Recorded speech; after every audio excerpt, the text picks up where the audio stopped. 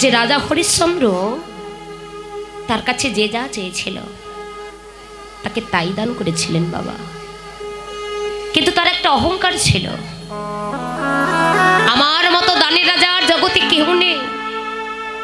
এই অহংকার ছিল বলে একদিন গুরুদেব বিশ্বামিত্র যা ছিল সব কিছু হরণ করলেন, কেড়ে নিলেন।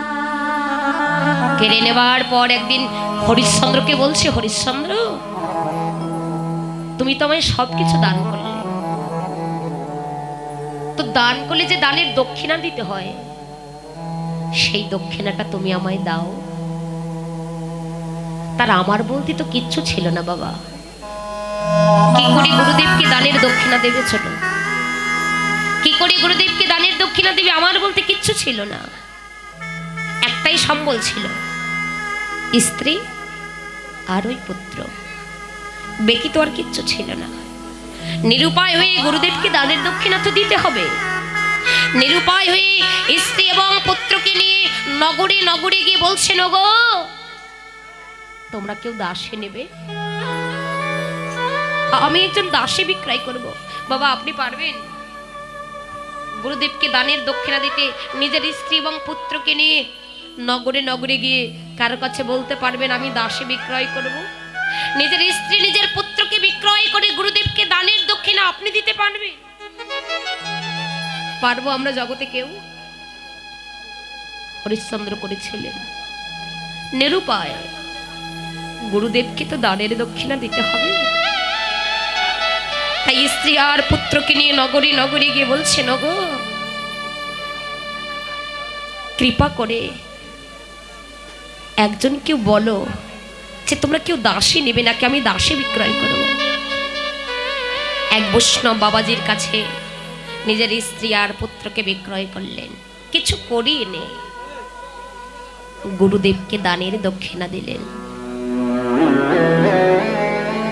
এবার অহংকারের ফলে তার শেষ পরিণতি কি হলো? যিনি রাজা ছিলেন তার কাছে যে যা চেয়েছিল তাকে তাই দান করেছিলেন। শেষ পর্যন্ত অহংকারের ফলে তার শেষ পরিণতিটা হয়েছিল ওই শ্মশানে মরা পোড়ার কাজ করছে, চণ্ডালের কাজ করছে। এটা কখনো মেনে নেওয়া যায় বাবা? যিনি রাজা, যার রাজপ্রাসাদ ছিল, তার কাছে যে যা চেয়েছিল তাকে তাই দান করেছিলেন। কিন্তু অহংকার করলে জীব যে অধপতনে চলে যায়, যে অহংকার করে তার পতন হয়। তার এতটাই অহংকার ছিল, সেই অহংকারের ফলে তার শেষ পরিণতি হলো শ্মশানে তিনি মরা পড়ার কাজ করছেন। প্রভুর লীলা বোঝা বড় দায়, সে যে কারে বা কখন হাসায়, আবার কারে বা কখন কাঁদায়। ফুল তুলতে গিয়ে একদিন সর্পদংশনে একমাত্র যে পুত্র ছিল সেই পুত্রেরও মৃত্যু হয়ে গেল। হরিশ্চন্দ্রের স্ত্রী হলেন সভ্যা, মৃত পুত্রকে বুকে জড়িয়ে ধরে শ্মশানে গেলেন। ছেলে তো শেষকৃত্য করতে হবে।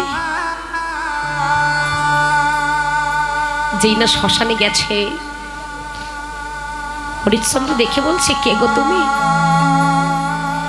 এই যে শ্মশানে এসেছো তুমি শেষকৃত্য করতে, এই শ্মশানে একটা কড়ি দিতে হয়, সেই কড়িটা কি তোমার কাছে আছে?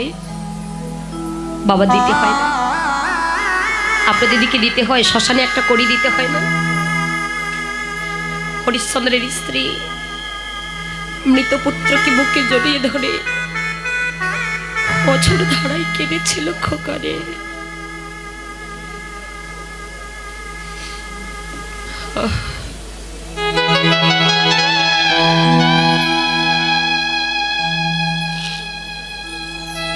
তোর বাবা ছিল রাজা, এতদিন তোর বাবার কাছে যে যা চেয়েছিল তাকে তাই দান করেছে। আজ আমাদের ভাগ্যের কি নির্মম পরিহাস। ভব নদী পার হব সেই পারের সম্বলটুকু নিয়ে। হরিশ্চন্দ্রের আর বুঝতে বাকি রইল না, চমকে উঠেছে। তোর বাবা ছিল রাজা, যে স্ত্রী আর পুত্রকে বিক্রয় করে গুরুদেবকে দানের দক্ষিণা দিয়েছিলাম, এরা তো দেখি তারাই এসেছে।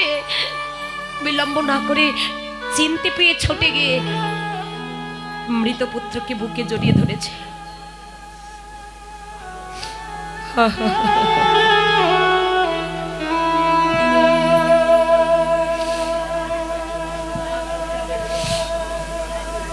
মৃত পুত্রকে বুকে জড়িয়ে ধরে স্ত্রীকে সঙ্গে নিয়ে, বাবা, যিনি ভব নদী পার করেন তার নাম কি গো? যিনি ভব নদী পার করেন তার নাম ছিল মাধব পাটনি। ওই মাধবের ঘাটে গিয়ে মাধবকে ডাকছে, মাধব, ও মাধব, মাধব, ওরে আমি তোদের রাজা হরিশ্চন্দ্র। এতদিনে তোরা আমার কাছে যে যা চেয়েছিলে আমি যে তোদের তাই দান করেছি রে। একবার নৌকাখানি ফিরাও মাধব, একবার নৌকাখানি ফিরাও। নৌকাখানি ফিরাই তুই একবার কৃপা করি আমায় পার করে দে না মাধব, করে একবার আমায় কৃপা করে পার করে দে। মাধবের ঘাটে গিয়ে রাজা হরিশ্চন্দ্র সেই মাধবকে ডাকছেন, মাধব পাটনিকেও, মাধব একবার নৌকাখানি ফিরাও, একবার আমায় পার করে দে না। আহারে এমন সাধে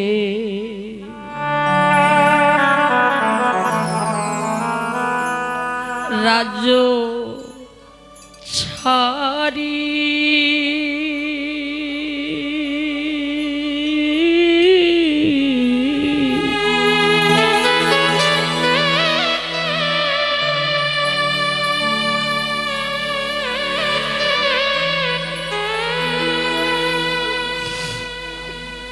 আজি হইলাম মাধব আমি দিন ভিখারি রে।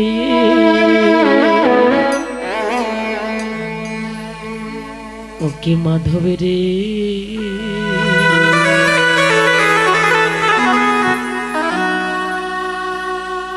দয়া করে পা করে নিও, মনে নাহি পা রে রে করে।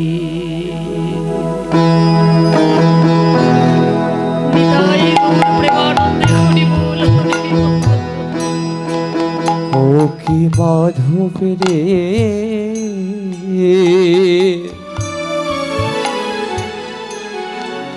দয়া করে পা করে দিও, নাই পারের করি। ও কি মাধব রে,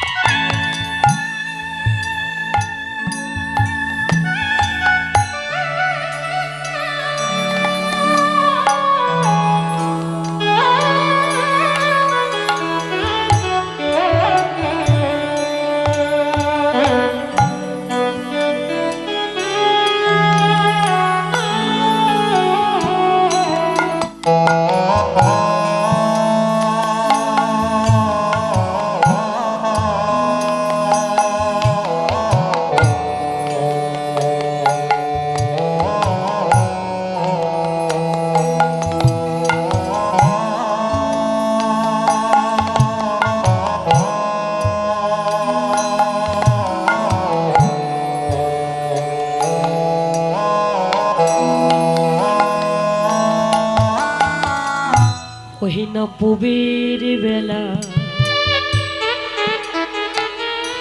পশ্চিমে যা হায় গরি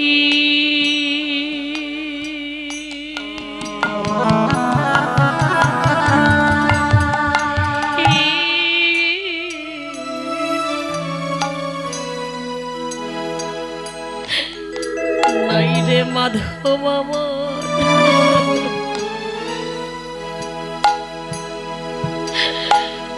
পরের করি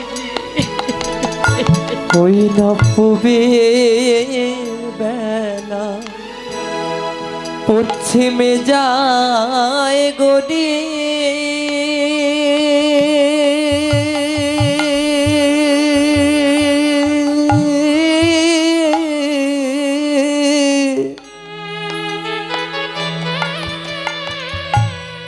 নাই রে মাধব আমার পারের করি রে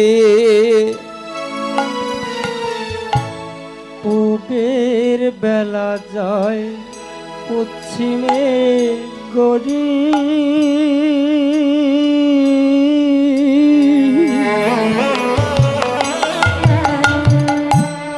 নাই রে মাধব আমার পারের করি রে ও কি মাধব রে তারা করে ফিরাও নৌকা নাই পারের করি ও কি মাধব রে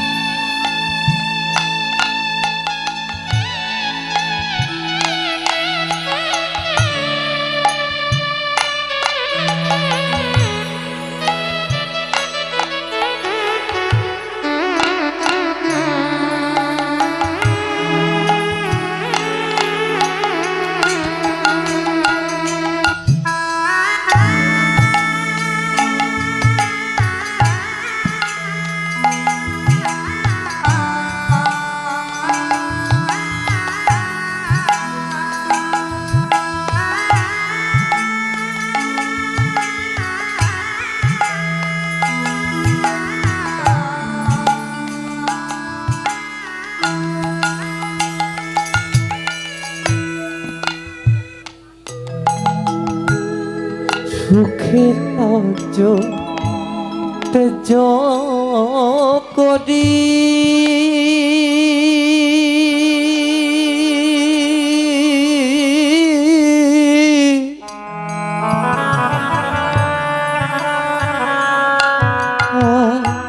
হইলাম মাধব আমি দিন ভিখারি রে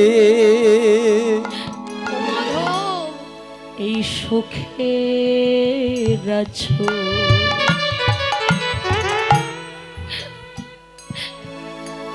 তেজ করি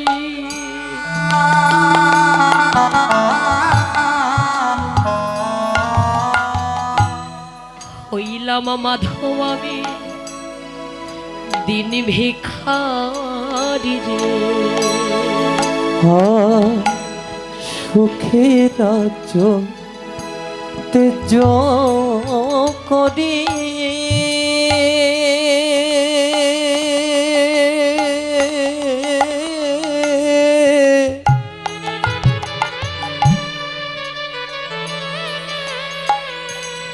হইলাম মাধব আমি দিন ভিখারি রে ও কি মাধব রে দয়া করে ফিরাও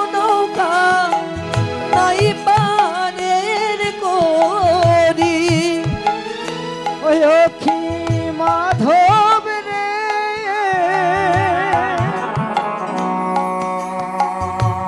দয়া করে ফিরাও নৌকা এই পারের ঘড়ি দয়া করে ফিরাও নৌকা নাই পারের করি আর দয়া করে ফিরাও নৌকা নাই পারের করি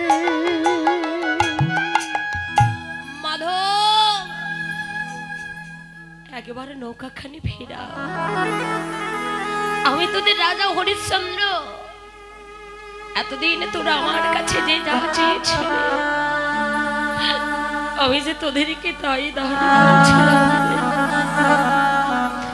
সেই দেখ আজ আমার ভাগ্যের কি নির্মম পরিহাস। আজ আমি ভব নদী পার হব, সেই পারের সম্বলটুকু যে আমার কাছে নেই। একবারে নৌকাখানি ফিরাও মাধব, নৌকাখানি ফিরাই একবার আমায় পার করে দে না।